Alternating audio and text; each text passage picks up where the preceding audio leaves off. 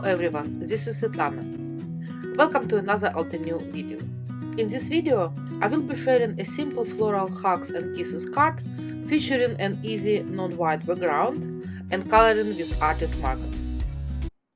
For my card, I will be using the Everlasting Happiness stamp set, namely, I will be stamping this beautiful wreath. For stamping, I will be using my Misty, and I will be stamping onto a solar white cardstock panel. The size of my panel is 3 3/4 and 5 inches. As you can see, the stamp is bigger than my panel and it laps over the panel edges, which wouldn't be much problem if I only needed to stamp it once. But I want to have an option of double stamping after I finish coloring this piece. So I will be using this strip of thick cardboard as a stopper. I'm placing it into the Misty base corner and then placing my panel right next to it. This piece of cardboard creates kind of a new corner for my panel, at the same time not preventing the stamp to be placed onto it. After I choose the stamp position, I mounted it to the Misty lid. Now one small trick I want to share.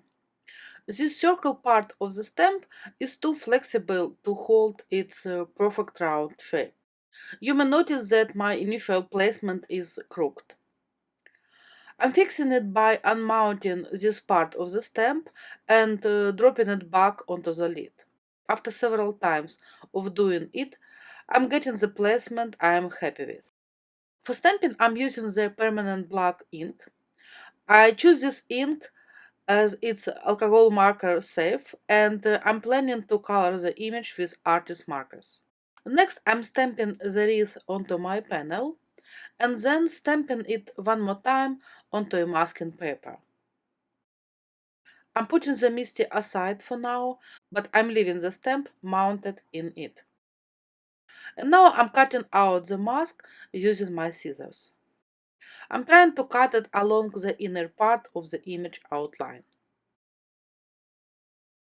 And next, I'm placing the mask onto the corresponding part of the stamped image on my panel. It's the only part of the stamped design that I'm masking. All small elements I'm leaving not protected, so to speak. Next, I will be blending the frosty pink ink onto the panel. When I do ink blending, sometimes after picking up ink from the ink pad, I like to kind of stamp it aside onto a scrap piece of paper. This helps to prevent having harsh lines of blending.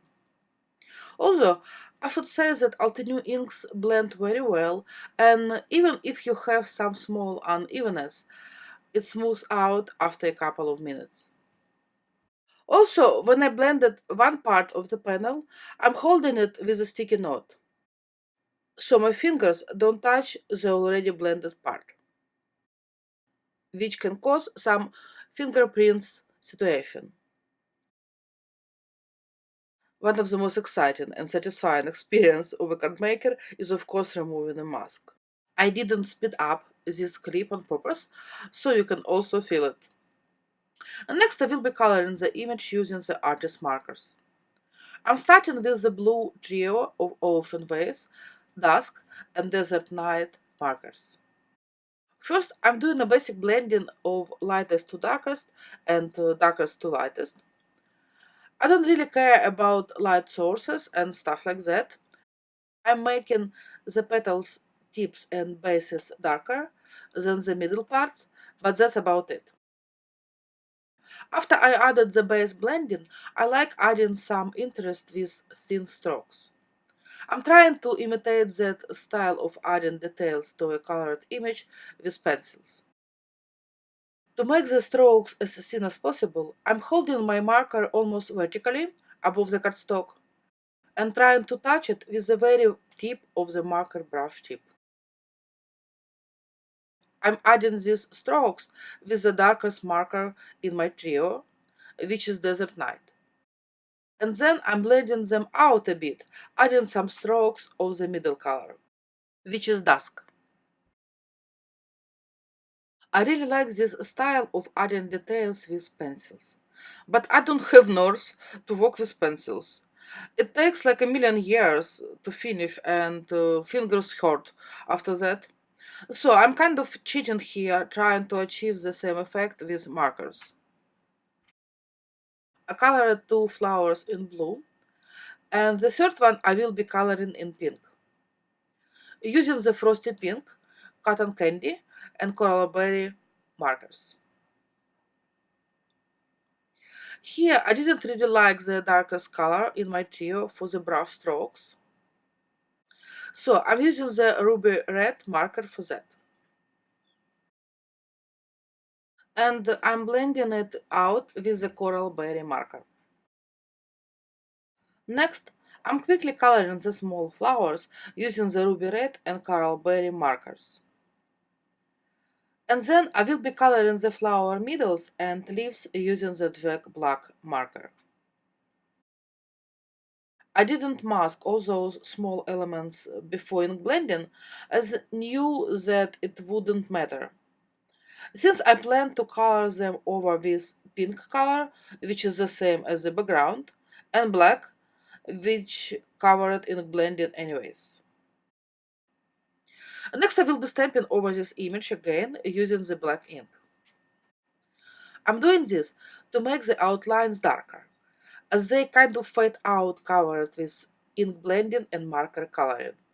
I'm placing my panel back into the MISTI, right next to the strip of cardboard I used when stamped the first time.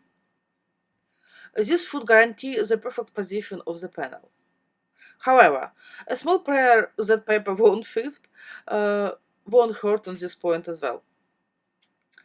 As I put a lot of work into this piece, and ruining it with double stamping would be very annoying.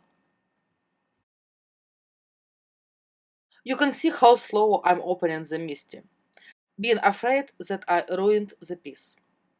Which I didn't, and the result is totally worth all the stress.